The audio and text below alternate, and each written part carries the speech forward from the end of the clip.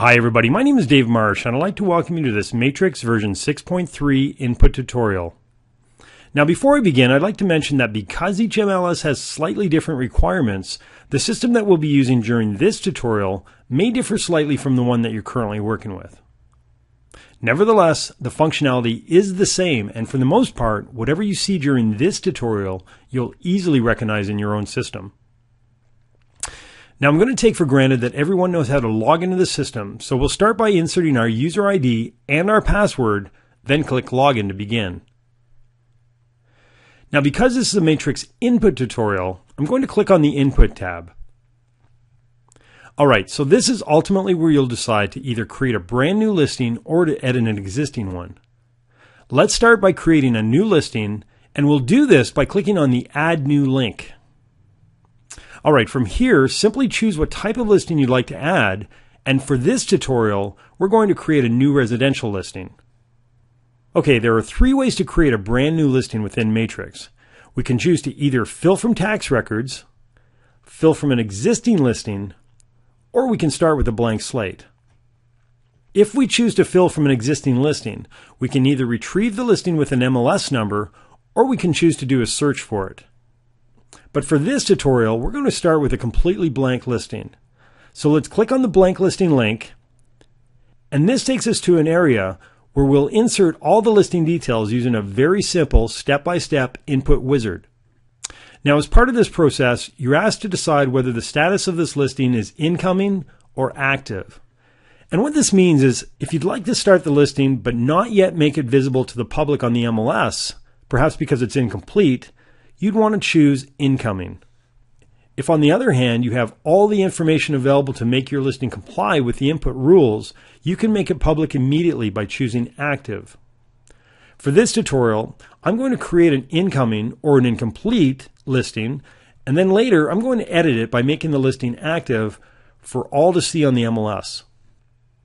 Okay, so in these next sections, we're asked to add some required and some optional information based on the input field's color.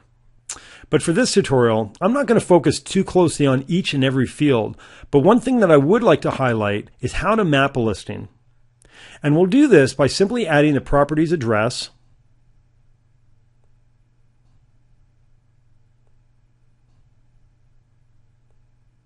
and then clicking on the Get Latitude and Longitude from Address link. And an interesting thing to note here is to ensure that your listing shows up accurately on all map searches, you'll need to verify that the push pin is properly located. To do this, simply select the Get Latitude and Longitude manually link, zoom in, then click wherever you'd like the new marker to appear. To set the Google Street View, click the Google Street View link, then drag the image to exactly how you'd like the property to display. Alright, once complete, we can now continue to fill out any required information according to our status. And remember, if at any point you'd like to change the listing to active, simply switch the status from incoming, and you can continue to populate your required fields. But again, we're not going to finish this listing at the moment, so I'm just going to submit it as incomplete and come back to the form data later. Alright, so now that the save has succeeded, we're able to add any additional photos and supplements to the listing. And we'll do this by first navigating to where we stored the images on our hard drive, and then adding each of them individually or all together to the listing.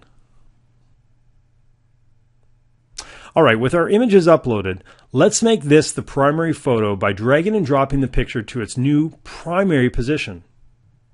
We can also choose to add an optional description to each of the pictures simply by selecting the image, adding our text, then clicking on Done when we're finished. Alright, with our photos complete, click Save, and we're ready to add any listing supplements. For this example, I'm going to add a floor plan, and I'm simply going to call it Floor Plans. So let's browse for the file on my hard drive, click Upload, and finally I'm going to click on Save. And that's it. I've now added an incoming listing that's only visible to me. All right, so now let's assume that I want to edit this incomplete listing. Perhaps there's some additional information that I'd like to include, or maybe I just want to finish adding all the required fields and update the status to active. Either way, to do this, first click on the Input tab, then enter an MLS number into the text box, select the listing that you'd like to modify from the drop-down list, or you can click on the Edit Existing link to do a search. From here, let's enter the MLS number of the listing that I'd like to modify. And we see that we have a variety of editing options to choose from. Now, we've already added some photos and supplements to our partial listing, so let's just click on our input form, update the status to active. Now let's quickly finish filling out all the required fields. And now let's click Submit. All right, at this point, if you see any error icons indicated on your page, it means that you haven't entered the required information. To correct this, you'll need to navigate to where the error icons are displayed and resolve the issues before you're able to submit your listing. All right, with all the required fields now complete, click the Submit button, and your active listing is now live on the MLS. Well, that concludes our listing input tutorial. I'd like to thank you for watching and hope that you can join me for another session. Take care.